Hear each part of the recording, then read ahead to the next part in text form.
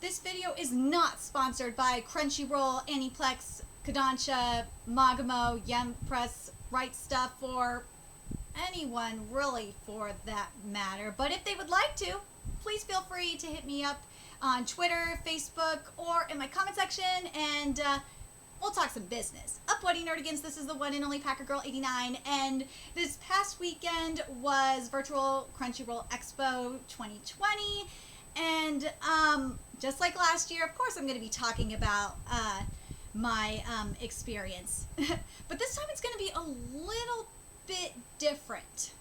So how I'm going to do this is I'm going to start off with my background with Crunchyroll Expo, then go into like my mindset going into the panels, and then go into discussing the panels in order, based on the schedule order, I mean. And then after that, what I'll do is talk about my thoughts on VCRX as a whole, good, bad, ugly, so on and so forth, and what I would like to see at future Crunchyroll Expos. So, a background of my experiences at Crunchyroll Expo. So Crunchyroll Expo really means a lot to me because up until this year with Virtual Anime Expo, it was the only anime convention that I could afford to go to and that I've ever been to. And it was my escape from all the stresses in my life, like in real life. And I got to interact with the community, and a lot of the stuff on my wall I got from Crunchyroll Expo, whether it's free posters, my Takumi plushie I got signed, but last year I got this signed. I got, and as I said, I've got plushies from Crunchyroll Expo. I got to meet so many great people, whether it was the fans, Maki from IG Productions, who I tweet with on a regular basis. I love Maki. She is such a sweetheart, and she signed this shirt actually. And this year, it's really, really important for me because I'm gonna get emotional right now. For those of you that don't know my situation, about a week or two after last year's Crunchyroll Expo, my boyfriend of 12 years, Brian, died from a drug overdose. And after that, like, I lost everything. And honestly, I didn't even know if I was going to be able to go to Crunchyroll Expo this year. And that devastated the hell out of me. Because Crunchyroll Expo, as I said, really means a lot to me. It's the only time I can go to an anime convention, and prior to 2018, I've never been to an anime convention. So it really, really was awesome to see that. It was really awesome to have virtual Crunchyroll Expo, and that it was free. And I got to interact with the community. So even though it sucks that, Corona-sama and all that stuff, that sucks, but I feel like it was kind of a blessing in disguise for me, because I got to go. I got to still interact with the community. So, anyway. So, my mindset going into panels in general, and this is how it's been for 2018, 2019, and this year, and I was really looking forward to some of the stuff this year, is that I'm coming in to a lot of this stuff with a manga reader perspective, because especially after Brian died, I stopped watching anime adaptations of manga because I just didn't want to see the art, the manga art, which has been incredible recently, be not being adapted properly, whether it's the art or the writing. I couldn't take it. It just would be too depressing for me, so I stopped. Because I used to, for those of you that don't know, I used to cover manga to anime adaptations, and I've actually found some really good manga that way, though.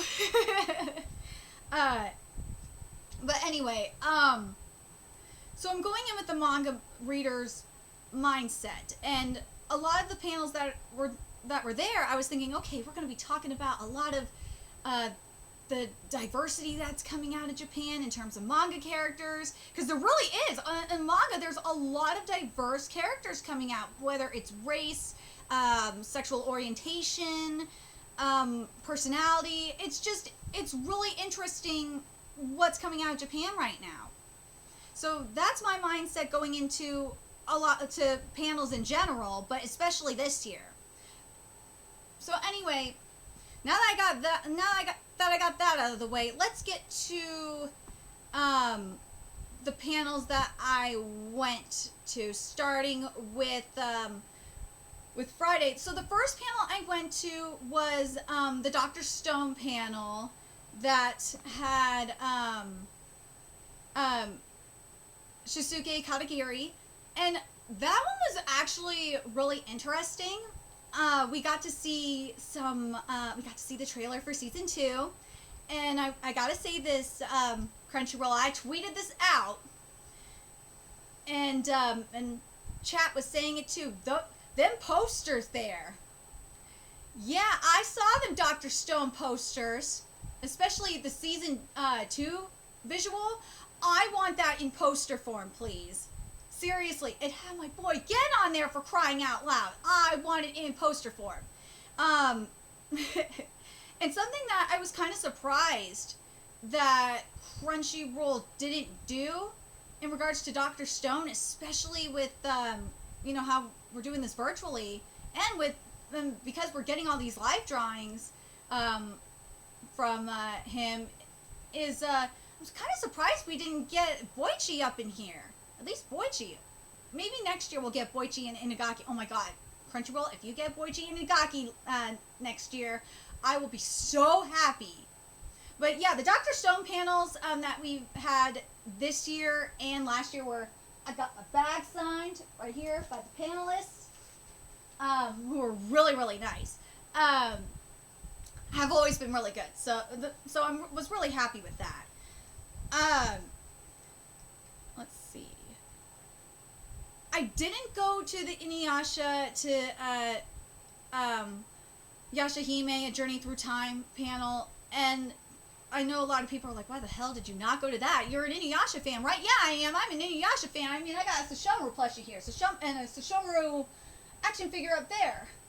But the reason why I didn't go to that is because I just have this bad feeling that it's going to be this year, or this generation's Dragon Ball GT, because the mangaka is not involved with it at all. Like, the only thing that the mangaka did for this anime is some concept designs, and that's it. And that scares me. So that's why I didn't go to that panel. I was just like, I'm avoiding that. So, okay, so let's get to the next panel I went to, which was the Aniplex of America Industry panel.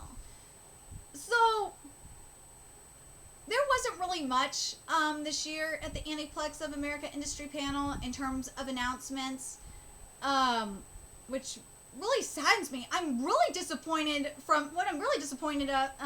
Aniplex of America, and I think a lot of people in chat were disappointed about it as well.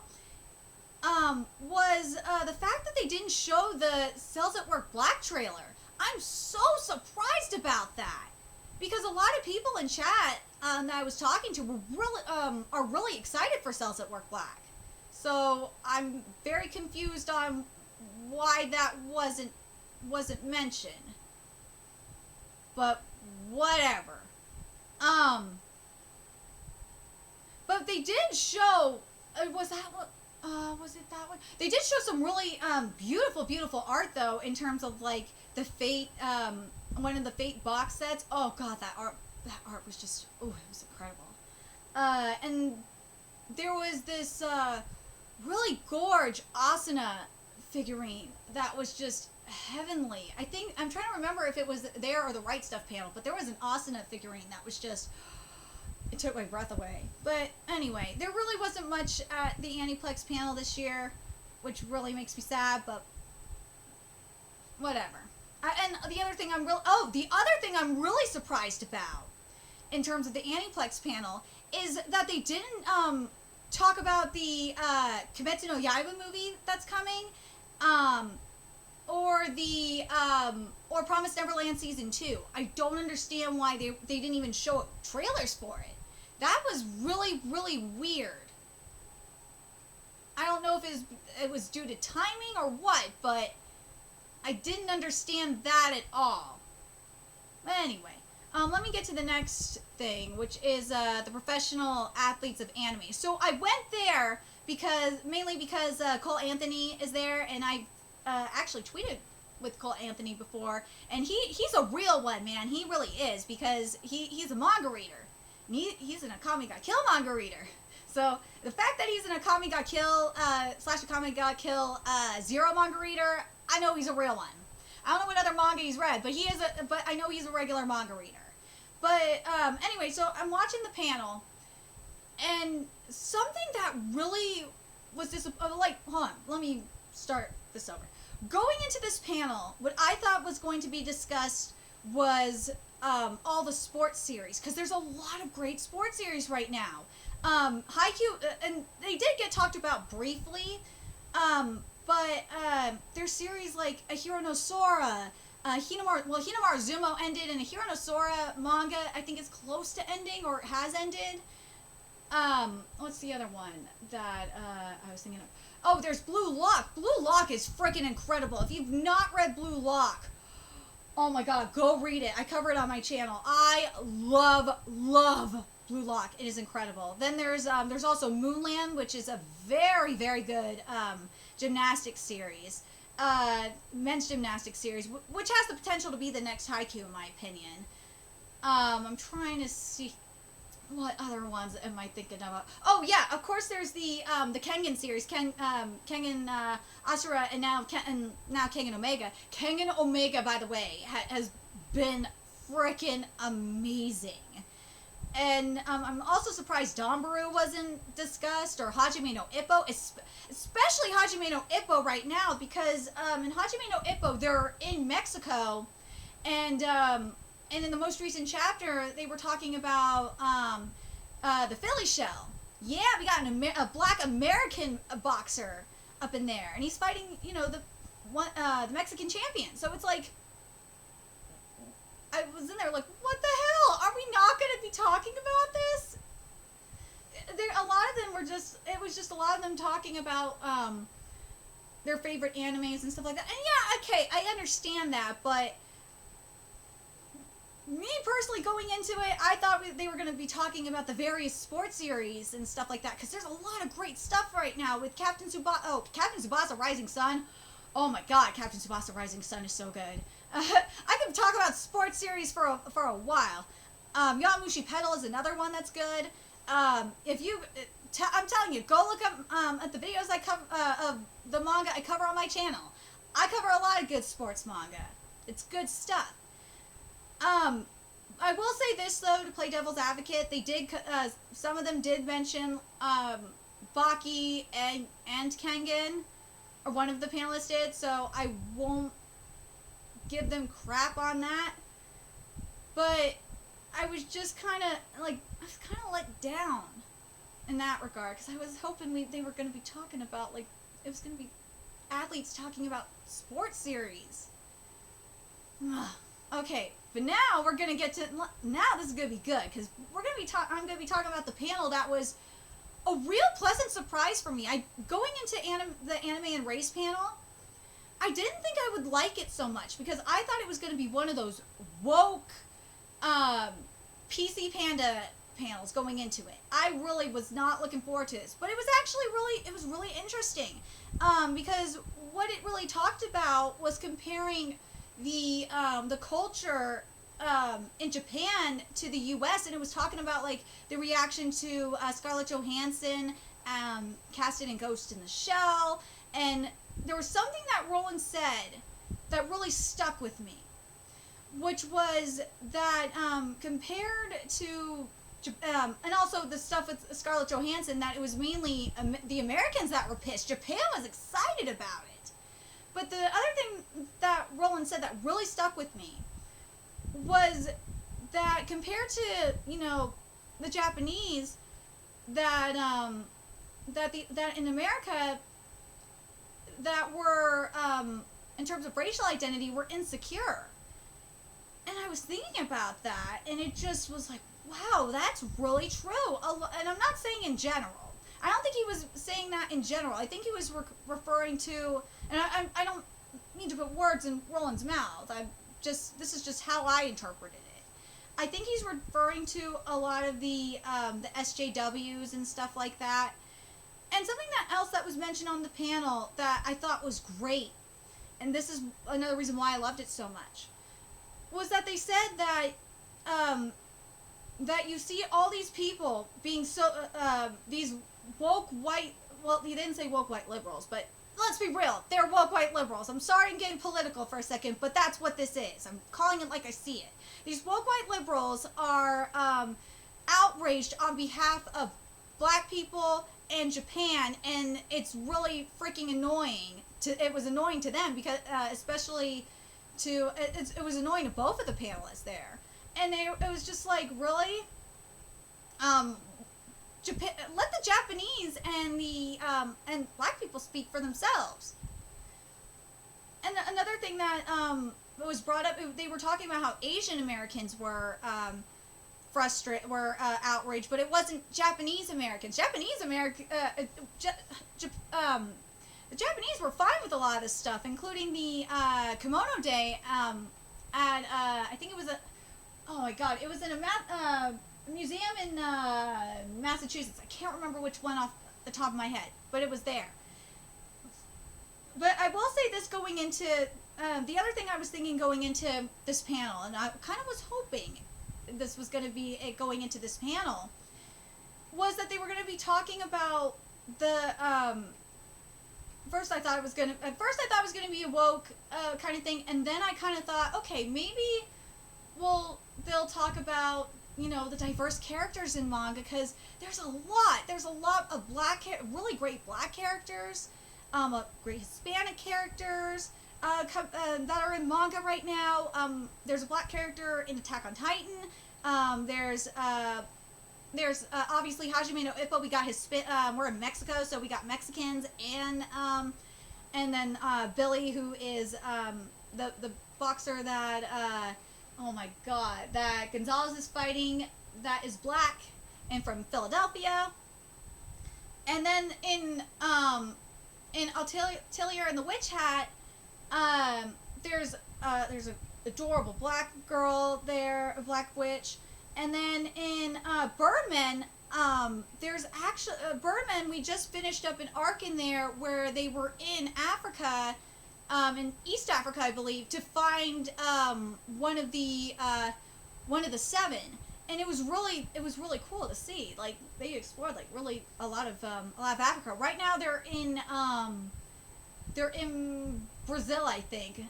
Yeah, they're in Brazil. So I mean, I was hoping you were gonna talk about some of that. And then, of course, Black Lagoon. If you want a diverse manga, Black Lagoon has always been diverse, and the Kengan series has always been diverse. I mean, we had like an Aborigine kind of character from New Zealand recently. So I thought I should put that out there as well. But overall, though, the anime and race was actually good, because I learned a lot about the culture and stuff like that. But about the cultural differences that I didn't even think about.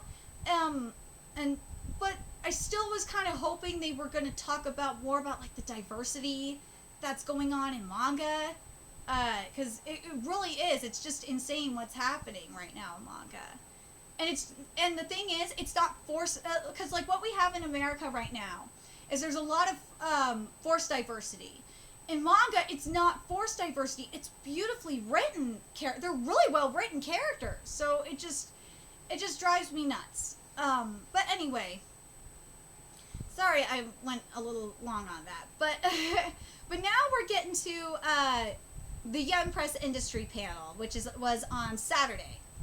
So I'm gonna before I talk about the announcements, I need to say this about Young Press. Young Press, you guys really need to support Young Press for several reasons, but the main reason to support Young Press is because of what happened with Amazon not too long ago, and Crunchyroll did cover it, and I covered it on my channel as well, is basically Amazon took down some titles from Young Press, as well as J Novel Club and Faku, and they ain't taking this laying down, no. They ain't bending the knee to anybody. They're just like, we don't need you, Amazon.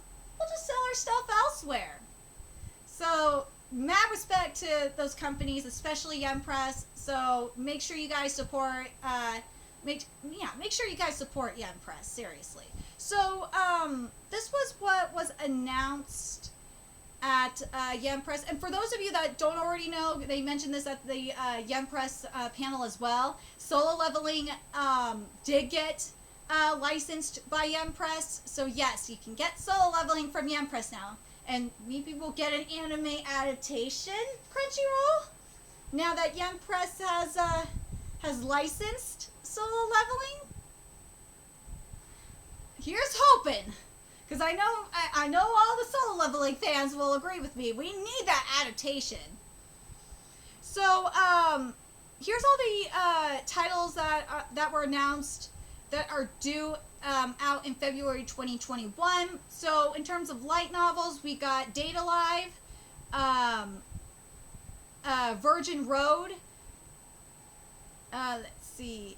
Those were the two, and Virgin Road and Date Alive were announced. Those were the only light novels. And then for manga, there's Penguin Gentleman, which I really want to read, because it's always like these bizarre niche series that end up being like the best series.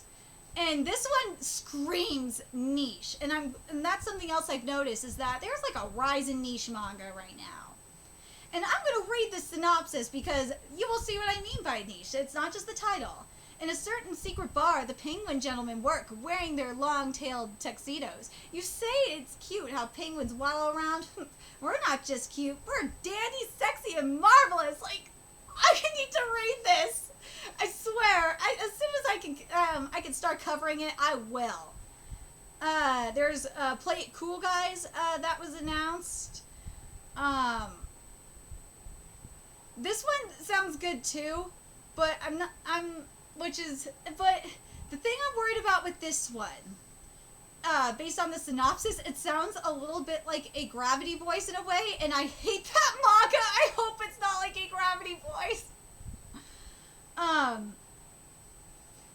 I'll read the synopsis for this one too. Enter a bunch of cool guys who look like they got that unapproachable swag, but let's be real, that's not true. That's not the true them. They're just a bunch of dorks who got the act down pat. You see what I mean? This kind of sounds like a Gravity Boys in a way. So, there's a BL manga that got announced called I Can't Reach You.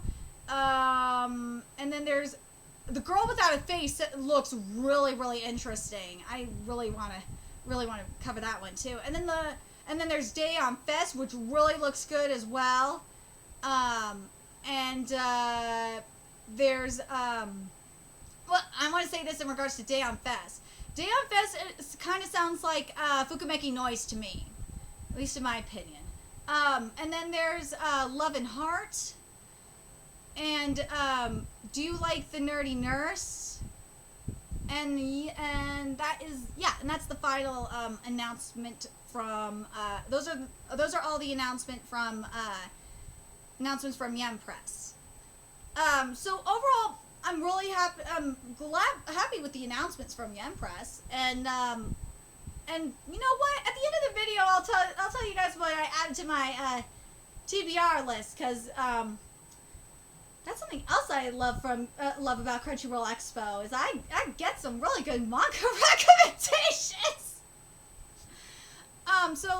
The next panel, after that was the anime and drag with Rock'em Sakura. And for those of you that don't know, I love RuPaul's Drag Race. I do.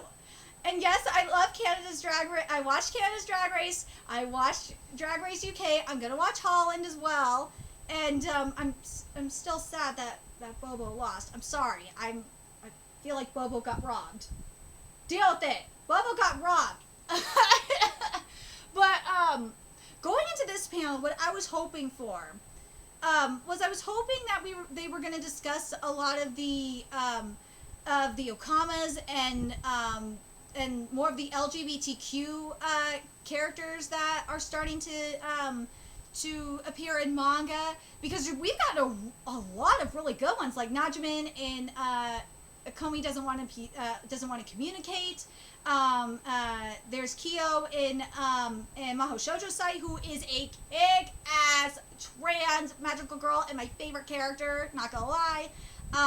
And there's oh my god, shit, what's the other one up that damn it. Oh, and the one that I thought, and there's even drag queens that I thought was going to be mentioned, like the drag queen brigade in Shokugeki no Soma with and I love what Takumi said, because the guy was saying to Takumi, he's like, I hope you don't mind drag queens, and LG's like, I've worked with them before, it's all good. Like, I thought shit like that was going to be mentioned, but it wasn't, so, and I was kind of sad.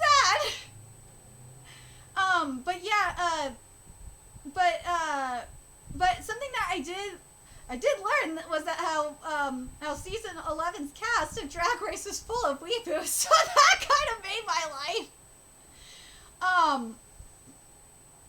So I was happy with that, and I actually did send or tweet Rock'em Sakura a couple manga recommendations, because she was saying that there was no really no horror magical girl series, and I'm sorry, that's crap. There's some good ones. There's Mao Shoujo Sai, magical girl Tosakin Asuka, and I gotta send her. I forgot to send her Ghost Reaper girl, because that one it's not horror. It's more paranormal than horror, but it's still magical girl, and it is good. And you guys should go read it anyway.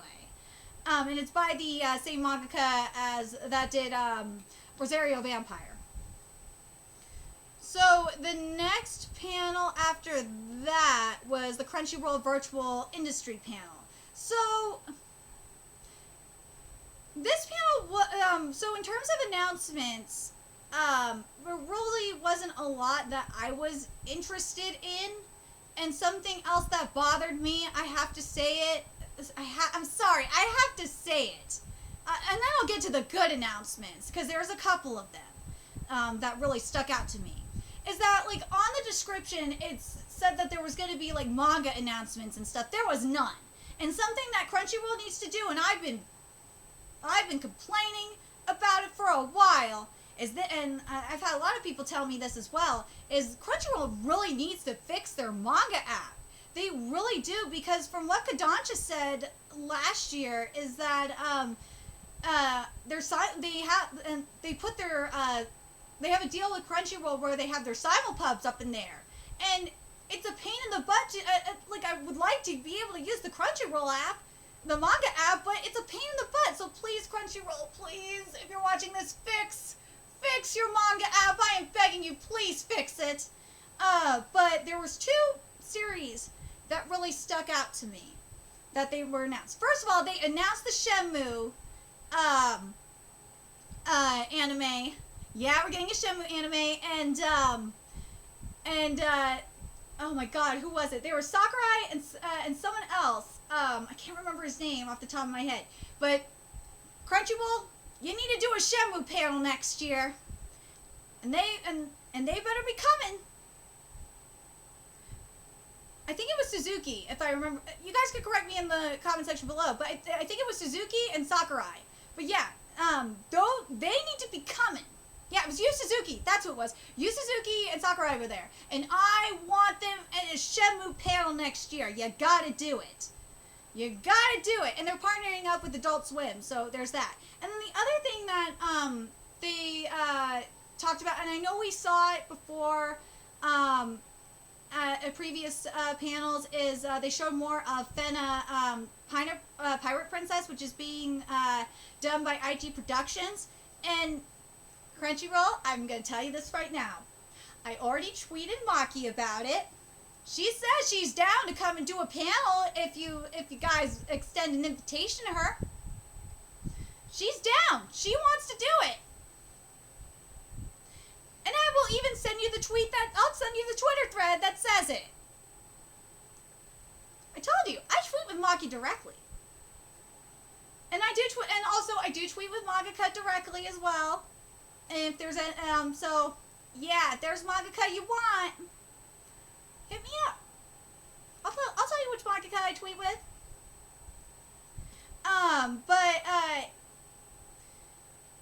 Seriously, and if you want me hosting that panel with Maki, I'll do it. Because Maki is a sweetheart. I love her. So seriously, Crunchyroll, bring Maki next year for a Fena Pirate Princess panel. She'll do it. And you can have me host it. And then that way I could go to Crunchyroll Expo and not have to worry about paying for a pass. That would be nice. But then, okay, so then after that, there's the Mangamo industry panel. So, they were there in 2018, and I think I went to that panel, but I just totally forgot. So Dallas, I'm really sorry. And speaking of, I need to email Dallas the manga that he needs to put on there, because there's a lot of manga, especially simulpubs that I would like to see up in there. And I'm really sorry I haven't emailed you, Dallas. It's the manga gods have not been nice to me the past couple of days. They've been it's been a blessing and a curse from the manga gods the past couple of days, and that's why this video is coming out today instead of yesterday.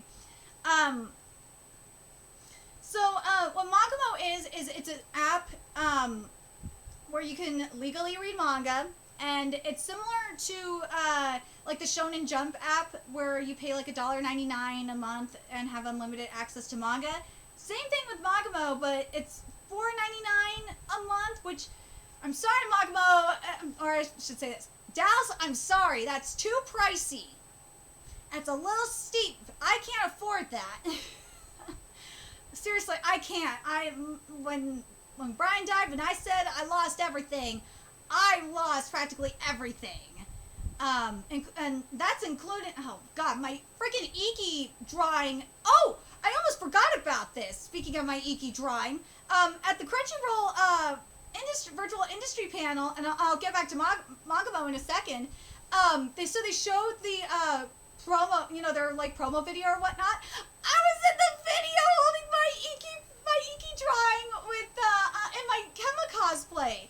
But unfortunately, when Brian died and I got kicked out of my apartment, mine and Brian's apartment, my Iki drawing got stolen by one of the people that freaking was that his mother brought to take his stuff. So I don't have it anymore. Otherwise, it'd be up on my wall somewhere. And I really would like to have another. I really am sad that my Iki drawing is gone. I really love that drawing because I didn't have any Saint Seiya stuff, and I love Saint Seiya. Ugh. Okay. Now that I got that, let me get back to the Mangamo industry panel. I'm sorry, I had to mention that. I'm sorry I almost forgot about that, because that really made my day. And I tweeted about it, too. Mangamo does have some manga originals coming to Mangamo, and right now it's only on iOS. They're working on getting it to Android first, and then eventually desktop. I'm hoping that I'll be a beta tester. And I'm hoping we can work something out so I can, like a partnership or something, so then that way I can use, especially since I'm giving you manga recommendations, I should be a beta tester and I should not be having to pay for Akabom. I shouldn't. Seriously. Dallas, we'll talk. We'll talk when I email you. And so yeah, Mangabo, there's a lot of stuff going on for there. It is a little pricey per month compared to like weekly Shonen, to the Shonen Jump app, in terms of Simulpub / Vault. But especially like with Crunchyroll, the Crunchyroll manga app, it's included with your Crunchyroll subscription. So then the next panel that I went to was the Right Stuff anime industry panel, and now that I'm thinking about it, the Asuna statue, the Asuna figurine was there, and we also got to see the Rem, that life-size Rem. Actually, it's taller than, it's like 6 foot. That Rem statue is like 6 foot. We saw that. They showed us some beautiful art. Oh my god, there was some gorge art that they're selling. But I will say this, in terms of the Right Stuff anime, please, for the love of God, go support them, because they are selling, since Amazon ain't gonna be selling some of the manga / light novels they deem inappropriate, Right Stuff is. So make sure you guys seriously go support Right Stuff anime, so they know how much you guys love them. Please do it. And then, was there any other ones? Oh, okay. Then I went to the Kodansha Yen Press Showdown, which I was really looking forward to. I was so excited for it, and I actually got some manga recommendations from that. And I was writing them down as I was going. I could tell you that much. And I would say, like, at first I thought it was gonna be. Sorry, Yen Press. I'm not gonna lie. I thought Kodansha was gonna win hands down. I really did, because a lot of the manga I cover on my channel is straight up Kodansha manga. Really is. So, to see Yen Press, like, see it evenly matched, that was really nice to see. But unfortunately, there were some trolls up in that chat some spamming trolls up in that chat that, like, ruined it, and had to get the chat disabled. It was not fair. Why did you? Ugh! Seriously, and I'll talk about that, like, at the end of this video, because there's things that there's a recommendation there. And then on Sunday, before I forget to Sunday, gotta talk about the Crunchyroll Hime's Cosplay Cup. So let me give a little bit of context before going into this. So the past couple of years with the Crunchyroll Expo cosplay contests, or the masquerades, they have been awful. I'm sorry, Crunchyroll. They have been awful. They really have. But this year was incredible. Like, everything was so gorgeous. The cosplays were amazing. The videos were great. I loved it. It was so, because I almost didn't go, but I was like, you know what, I'm gonna give it a chance, and I'm glad I did, because we saw some beautiful costumes. There was not one costume that I hated. All of them were freaking fantastic. We saw, like, a really beautiful Asta cosplay, where we saw Asta in base form, and then Asta in black form, which was awesome. Oh my god, it was great. And then there was a cosplayer that did a pregnancy reveal, which was something that no one has ever seen before. I thought that was great stuff. So, Crunchyroll, please do something similar, like, format-wise, especially for entries next year. I'm going to do this recommendation right now, since I'm talking about this. So what I would like Crunchyroll to do from now on with their cosplay contests is to do the same thing here, where they have all their entries send in videos. And then the ones that they pick, like the ones that they showed on the stream, give them tickets and fly them out, like plane tickets and Crunchyroll passes, and fly them out. And have them wear their cosplay, and also provide hotel accommodations in some cases, And I know it might get expensive, but trust me, it'll be worth it. And have them appear in their cosplay. And if it doesn't work, then just have them like zoom in their cosplay. Like, I think that would be so much better than what you guys have done the past couple of years, at least in my opinion. But anyway, there was only a couple of panels I went to on Sunday. Before I forget, before I go into the panels I went to on Sunday, I gotta talk about one other thing in the cosplay cup that I saw a lot of. And that was kitties. And this is my cat, and his name is Zeno Asagiri. And I did when Brian died, we did have a cat named Pancakes, but he got taken away from me and was given away. So this and Zeno, stop being a butthole. The thing with this cat was he's 2 years old. I rescued him from the local animal shelter for $5, and his previous owner died as well. So like, we needed each other. Right, Key? You don't go. This kitty is. I'm telling you, this cat is smart. He actually talks a lot in my videos. He'll make an opinion. He will. Right, kitty. Right, kitties. Okay, now I can get to the panels that I went to on Sunday. So, the first panel I went to on Sunday was the one I was really looking forward to the most. Was the Crunchyroll Original Presents the Tonikawa panel with Akari Kido and the author Kenjiro Hada, because I do cover Tonikaku Kawaii, aka oh my god, I forgot the English name even though I cover it. Give me a sec. Oh, now I remember. Fly Me to the Moon. That's what it is. So Tonikaku Kawaii, aka Fly Me to the Moon. I've been covering it for a long time. I love this manga, and I know if I would have gotten to go to Crunchyroll, I would have gotten to talk to him and shake his hand, and it would have been awesome.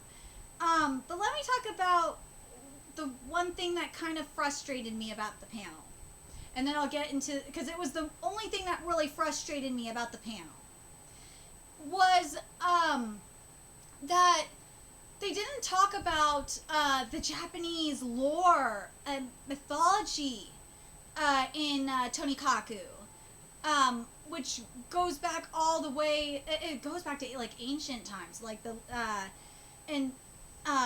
it's based. Oh my god, we're full of shit. It's the basically Tonikaku Kawaii's lore is back in it's traced to the mythology of the Princess Kaguya. It's based shit. It's based on the story / myth / legend of Princess Kaguya, and I was really hoping that he was going to discuss that. And I'm sad that it wasn't discussed, because even in the first couple of chapters it's talked about. So I don't know why we didn't get that question, because that's what I would have. Because if that panel would have been there, if I would have been at that panel, I would have asked him that. But that's the only thing that really bugged me about the panel. But I will say this: I really liked everything else about the panel. I loved that oh my god. I loved that Akari is a fan of the manga. So that made me really happy. The panelists, and the other thing that bugged me about the fact that the lore was not being mentioned, is the host said he read the manga. So I was like, what?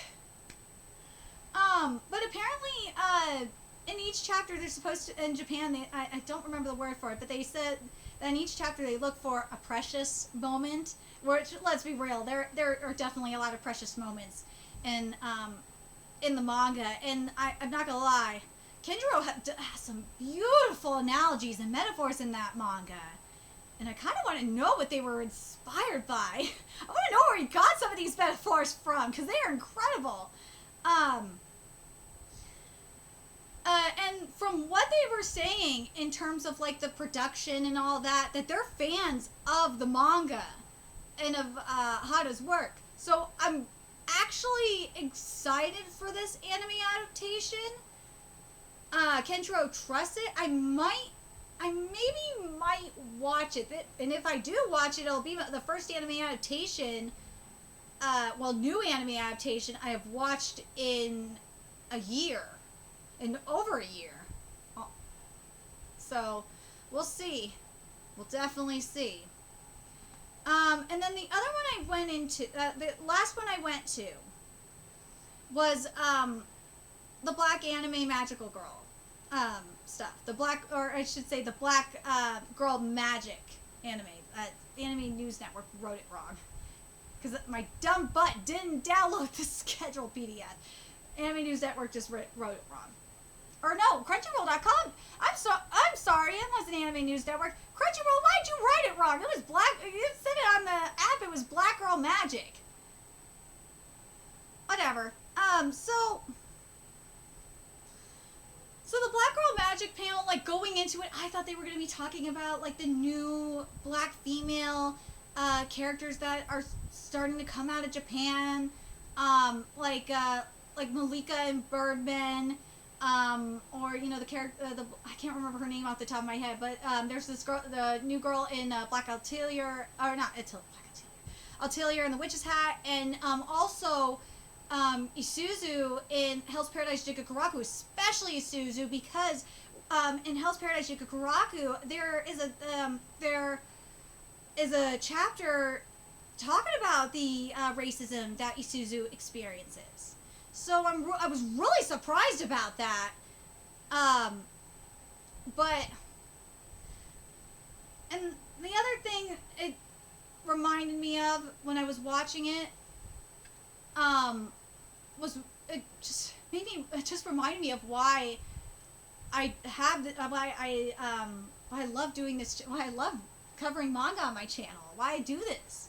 It's because with anime clubs and with the manga club I tried joining and stuff like that, they don't know what the hell I'm talking about.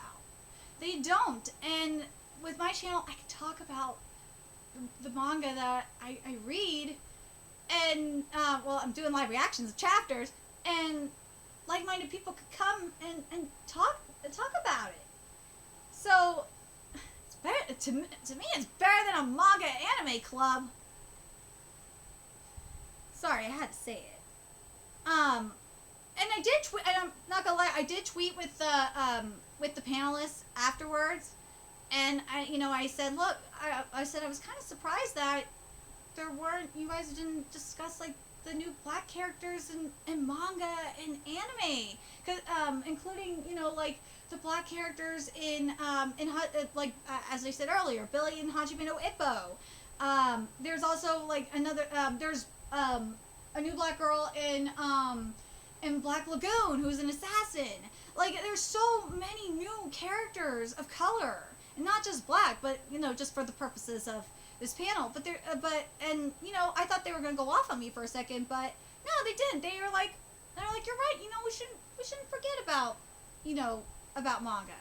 We shouldn't forget about. We should. They're like, you're right. We should have talked about what's going on in Japan. But I'm gonna just say this too. The manga I talk about on my channel, a lot of the majority of people don't read a lot of the series I talk about. So there's that as well. So, like, I totally get it. But anyway, that's the final panel I went to, and damn, this video is a lot longer than I thought it was gonna be. So let me give you my thoughts about Crunchyroll, Virtual Crunchyroll Expo as a whole, the good, the bad, the ugly, and what I want to see, and then I'll go into what I want to see next year. So Something that I really liked with Virtual Crunchyroll Expo in terms of features, I loved having the chat rooms because I got to talk with the community, and I got to meet more manga fans, especially like Dr. Stone fans, Vanitas fans. Oh my God, what was the other fandom that I was talking to? Crap, I can't remember off the top of my head, but I was talking to like a lot of manga fans, and they knew what I was talking about, so that made my life. Then the other thing that I really liked that Crunchyroll did, and I really hope they do this next year and also from now on, is the video on demand, because some of the panels I couldn't watch live, so I had to watch them on demand because of timing conflicts. Because something that's been a problem with Crunchyroll Expo in past years is that they like overschedule with panels. So there's like panels that I want to go to, but I can't because there's another panel that I really want to go to at the same time. So conflict in scheduling, and I have to prioritize, which really sucks. But if there's a way to like maybe have register your pass, so you can access video on demand for Crunchyroll Expo from now on, for every Crunchyroll Expo from now on. I think that would be really nice to have. The problem I had with Crunchyroll Expo this year, and the other thing I liked with Crunchyroll Expo this year, we did have a few more manga panels, which was really, really nice to have. I love when we have more manga panels, because in 2018 we barely had any. In 2019 we had some good ones. I mean, I got to meet the mangaka of Shokugeki no Soma, Saiki Sensei, and Yuto Sensei, Raizen no Keys. Okay. And they signed my plushie for me. So, and I got to shake Saki Sensei's hand. That was like the best part. Oh my God, he was so nice. So yeah, there's that. The thing I was sad about, in terms of Virtual Crunchyroll Expo, because there's the Zoom feature and stuff like that. Was hoping there was going to be like more mangaka there. I really was. I'm kind of sad, and at the same time, it's kind of understandable because scheduling and all that. But if Boichi could record a live draw, like a 1 hour live draw in some cases, 30 minutes to an hour, no reason why you can't record an interview. I'm just saying. I kind of would have liked to see something done with Akamatsu, considering what's going on in Japan right now in terms of freedom of expression, and what Akamatsu did at the Diet back in June. That would have been nice to have, but it is what it is. I'm just glad we had Crunchyroll Expo, but and again, with the good that we had, I liked a lot of the panels we had. I really, really liked. I really wish there would have been more, though. I felt like that's another thing. There was a lot less this year compared to last year. There really was. Like, last year there was so much, and there was so much I wanted to do. This year it didn't really feel like that, and that was really sad. And yes, I miss not doing my shopping, because I love doing my shopping on the floor. It's different when you're actually at a convention. The other thing I would say, the other thing I didn't like about Crunchyroll Expo this year, and if you're gonna do chat rooms, you need to fix this. You need to make sure, you need to have like do something for your chat rooms, Crunchyroll. You do, because I heard the Rent-A-Girlfriend, I didn't go to the Rent-A-Girlfriend panel, but the Rent-A-Girlfriend panel was extremely toxic from what people in the chat room were telling me. It was also, it was to the point where they just disabled the chat, which I think is not fair. And also, you gotta do something about trolls too, and like do you gotta figure out how to do IP banning. You really do. And I think that's really really it in terms of and also, if you're gonna say you're gonna talk about manga in your industry panel, talk about manga, please, and also stick to I'm hoping, and I wish the panels that weren't so deceiving. It's like the professional sports and anime one felt a little deceiving, at least to me. The race and anime one, somewhat deceiving, but at the same time, it was as I said earlier, I'm gonna give it a pass because the majority of the panel was really, really good. Then let me talk about. Oh yeah, and the other thing I really liked was, as I said earlier, the Crunchyroll cosplay. That was good. That was really, really good. So next year or in future Crunchyroll panels, I really hope that we can get more mangaka to come. Especially seriously try and get Boichi and Inagaki to come. I'd love to see. I'm surprised. Another one I'm surprised that you didn't get was Okubo. Okubo should have been there. Considering everything with Fire Force, Okubo should have been there. Especially with the lore that's going on. Woo, you guys should be reading Fire Force manga right now. Because we got some, it's going very Jerry Springer. Let's see. Is there any other ones that any other thing that I'm missing here? I kind of would like to, okay, let me talk about next year. As I said, let me keep talking about next year. Now, as I said, next year, I do want Maki. Maki said she'll come. Bring her. Bring Maki. To do a panel. Bring the Shenmue creators to do a panel. Trust me, if you bring, especially the Shenmue, do the Shenmue panel, oh, you will get so many people there, Crunchyroll. You will. You will totally get a lot of people there. And also, seriously, now that Yen Press announced the stuff with licensing Soul Leveling, get our adaptation of Soul Leveling announced. Do it! What's the other thing I want to mention? Oh, yeah. We need to have more. I can't, and something I can't wait for next year. I'm really happy that, I hope it's not a typo and that, it really is in August, for next year. But next year's Crunchyroll is, the first weekend in August, which is awesome. Because that works a lot better with people's schedules.